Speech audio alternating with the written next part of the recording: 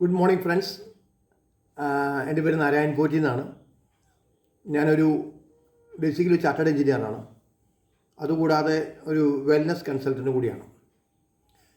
ഞാൻ ഈ ഒരു വീഡിയോ ഇടാനുള്ള പ്രത്യേക ഒരു കാരണമുണ്ട്.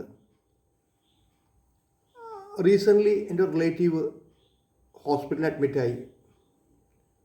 ഷി വാസ് ആക്ച്വലി ഡയബറ്റിക് ആയിരുന്നു. അപ്പോൾ ഞാൻ ഡയബറ്റിക്സ് എന്ന് പറഞ്ഞാൽ അത്ര ഒരു സീരിയസ് ഇഷ്യൂ ആണെന്നുള്ളത് എനിക്കറിയില്ലായിരുന്നു. അപ്പോൾ അവർ അവിടെ ഹോസ്പിറ്റലിൽ ഒരു 10-15 ദിവസം കിടന്നു. അത് കഴിഞ്ഞ് വീട്ടിലേക്ക് കൊണ്ടുവരലും കാലിലെ തള്ളവിരൽ മുറിച്ച് കളയലും അത് ഉണങ്ങാതിരിക്കലും ഫൈനലി അവർക്ക് കിഡ്നി സംബന്ധമായ പ്രശ്നങ്ങളും വേറെ ഹോസ്പിറ്റലിലേക്ക് പ്രീമിയം, അതായത് സൂപ്പർ സ്പെഷ്യാലിറ്റി ഹോസ്പിറ്റലിലേക്ക് മാറ്റുകയൊക്കെ ചെയ്തു. അപ്പോൾ അവരുടെ ആ സഫറിങ്സ് കണ്ടപ്പോൾ ഞാനൊരു പ്രമേഹത്തിനെ എങ്ങനെ നമുക്ക് കൺട്രോൾ ചെയ്യാം. ഈ പ്രമേഹം എന്ന് പറഞ്ഞാൽ നമ്മൾ വളരെ നിസ്സാരമായിട്ട് എടുക്കരുത്. പല ആളുകളും പ്രമേഹം ഉള്ളവരുണ്ട്, അത് നിസ്സാരമായിട്ട് എടുക്കരുത്. പ്രമേഹം ശരിക്കും പറഞ്ഞാൽ ഒരു സൈലൻറ്റ് കില്ലറാണ്. നമ്മൾ വിചാരിക്കും വളരെ ഷുഗറിൻ്റെ ഗുളിക കഴിച്ചാൽ മതി, ഞാൻ ഗുളിക കഴിക്കേണ്ട കഴിഞ്ഞു എന്ന് വിചാരിക്കും. പക്ഷെ ഇതിനെ വളരെ റെഗുലറായിട്ട് നമ്മൾ ഡോക്ടറെ കാണണം. നമ്മൾ നമ്മുടെ കാര്യങ്ങൾ ഐഡൻറ്റിഫൈ ചെയ്യണം.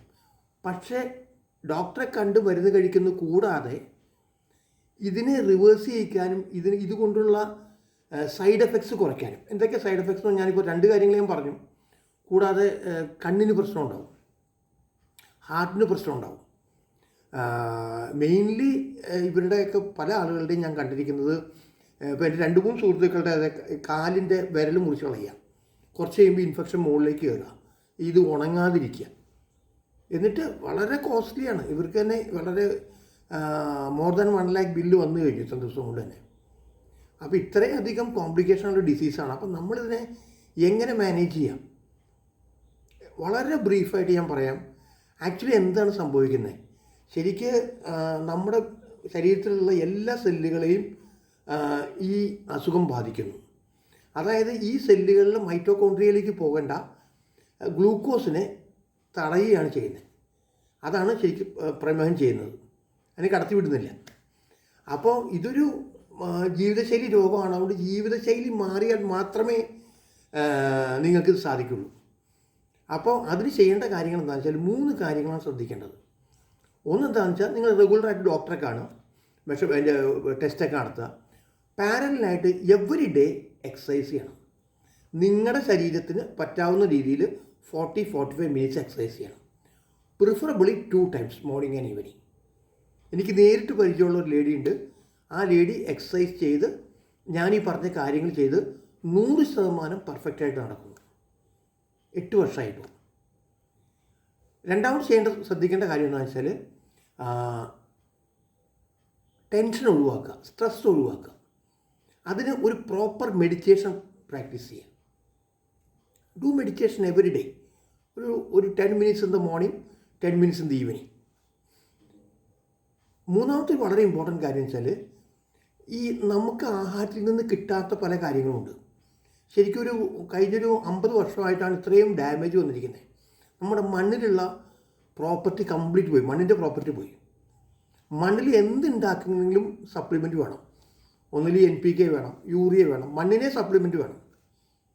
അപ്പോൾ ഇതിൽ നിന്നുണ്ടാക്കുന്നത് കഴിച്ച് കഴിഞ്ഞാൽ നമുക്ക് ആവശ്യമായ സപ്ലിമെൻറ്റ്സ് കിട്ടുന്നില്ല. അതായത് പ്രോട്ടീൻ, വൈറ്റമിൻസ്, മിനറൽസ്, വാട്ടർ, പിന്നെ ഫൈറ്റോ ഫാക്ടേഴ്സ്, ഇത്രയും സപ്ലിമെൻറ്റ്സിന് ആവശ്യമുണ്ട്.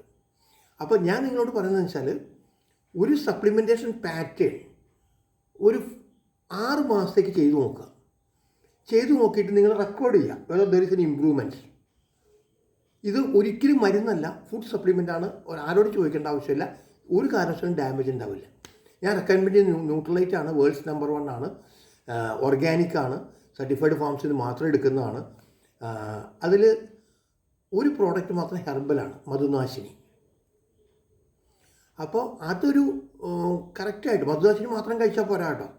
ശരിക്കും പ്രോട്ടീൻ ഡെഫിഷ്യൻസി ഉണ്ട്. Protein, multivitamin, omega-3, calcium, magnesium. പിന്നെ ആദ്യം തന്നെ ഇപ്പോൾ വയറിന് പ്രശ്നമുള്ളവരാണ്. ഓൾറെഡി ഇപ്പോൾ ആൻറ്റിബയോട്ടിക്കും മരുന്നും കഴിച്ച് വയറ് പ്രശ്നമുണ്ടെങ്കിൽ നിങ്ങൾ പ്രീബയോട്ടിക് കഴിക്കണം. രാത്രി കിടക്കാൻ നേരത്ത് AVS ഒരു ടാബ്ലറ്റ് ഉണ്ട്, അത് 2 ടൈം കഴിക്കണം. വേറെ അതൊക്കെ ഇതെല്ലാം നാച്ചുറൽ ടാബ്ലറ്റ്സാണ്.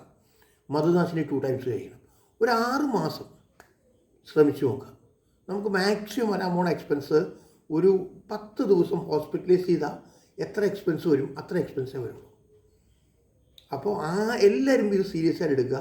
അതുകൊണ്ട് തന്നെ നിങ്ങൾക്ക് ഷുഗറോ ഇതൊക്കെ ഉണ്ടെങ്കിൽ ഞാനിതിനെ വളരെ സ്ട്രോങ് ആയിട്ട് ഡീൽ ചെയ്യും എന്ന് പറഞ്ഞിട്ട് ഇതിന് പറയുന്നത് പ്രോആക്റ്റീവ് സ്റ്റെപ്പ് എന്ന് പറയും.